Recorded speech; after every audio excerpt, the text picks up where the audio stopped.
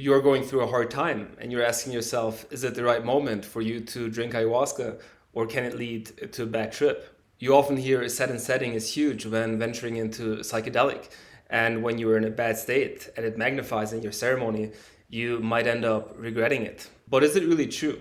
And in this video, we will dive deeper if it's a bad or good idea to drink ayahuasca when you are facing major life struggles. So one of the first problems that I mentioned is the term venturing into psychedelics. It refers to something as self-exploration, self-experimentation. And of course, if you take LSD by yourself or with a couple of friends who also don't really know what they're doing, it's definitely not a good idea, and don't do that. What I personally really like about ayahuasca is its ancestral ways. It has been here for thousands of years. There's a tradition behind it. I meet people who have been drinking for 5, 10, 15, 20 years or more, and I see the way that they live their lives, and it's something impressive to me. And also, not just the people who have been drinking for a long time, but I also see the changes that are happening in people that first come to a retreat. And this is, I think, a very important distinction, that there's an ancestral way, there's a tradition, and it's not some self-exploration and I'll see what happens. So the concept is that psychedelics amplify what's going on inside. And if you carry a lot of fear, anxiety, depression, if you're struggling, then those might be amplified in your ceremony. And that's understandably the last thing that people want. And they're like, I need to get my life in order first before I approach something like ayahuasca. And when I started drinking ayahuasca, I talked with a lot of friends back in Germany, and they said, like, hey, interesting. And at one point, I would also like to try it, but right now it's not the time because I want to tidy up certain areas before I encounter myself on that level. And of course, I respect that. But interestingly, those are people, they have yet to drink ayahuasca. And I'm very happy for myself that I didn't wait, that I needed to tidy up my life before approaching ayahuasca, because ayahuasca helped me let go of the heavier energies that I was carrying. It helped me create clarity in the person that I wanted to become, in the vision for my life. It helped me cultivate that self-confidence and self-worth for me to feel like I can achieve my goals. And I'm not saying I wouldn't have been able to do it without ayahuasca, but it has definitely been an amazing tool on this journey. Ayahuasca is referred to as a master plant. In a way, it knows you better than you know yourself. It also knows what you need at certain times.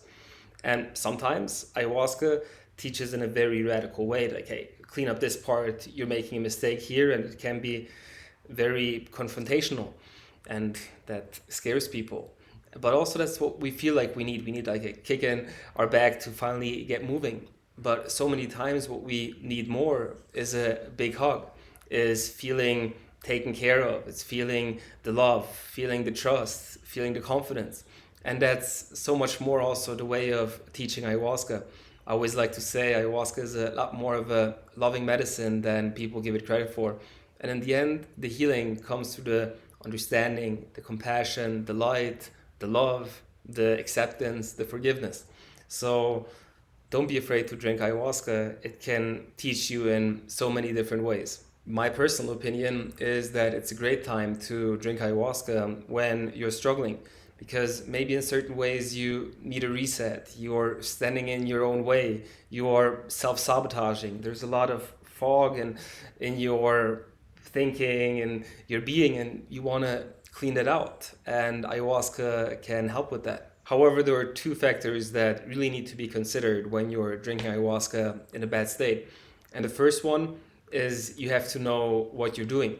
You have to know that you're about to take a medicine. You have to know that you're about to go on this introspective journey, that ayahuasca will show you a path, that ayahuasca can help you heal, but you have to do the healing, and it's not a piece of cake. It's not just sunshine and rainbows. You're gonna have to confront some aspects of yourself that you have been suppressing. The second crucial aspect when drinking ayahuasca, when you are in a bad state, is that it really has to be your decision.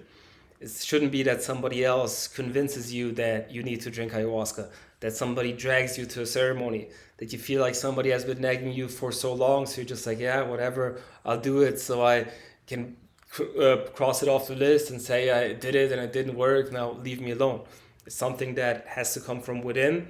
It has to come from you, like, okay, no, I want to go on this healing journey. I'm hurting and I'm ready for change, and I'm open for this medicine to guide me in the process. Also, there have been more extreme cases also where people came to our retreat who were contemplating suicide. And of course, that's extreme example, but ayahuasca can help with that. But again, really know what journey you're about to go on and share what state of mind you're in before you come to the retreat with the facilitators, so they know before, in the ceremony, and after the ceremony as well, to put a little bit of extra attention on the situation that you are in. And if you go to a place where they know what they're doing, if you're well taken care of, ayahuasca can be that change that you've been looking for. So when you decide to drink ayahuasca, when you are struggling, when you are in a bad state, know that in most cases it won't be easy. But also take an honest look at your life, and you will see that you are suffering, that life isn't easy either. So choose what heart you want to engage in. So when things are not going well, that's actually the best time for change. That's a good fertilizer for growth.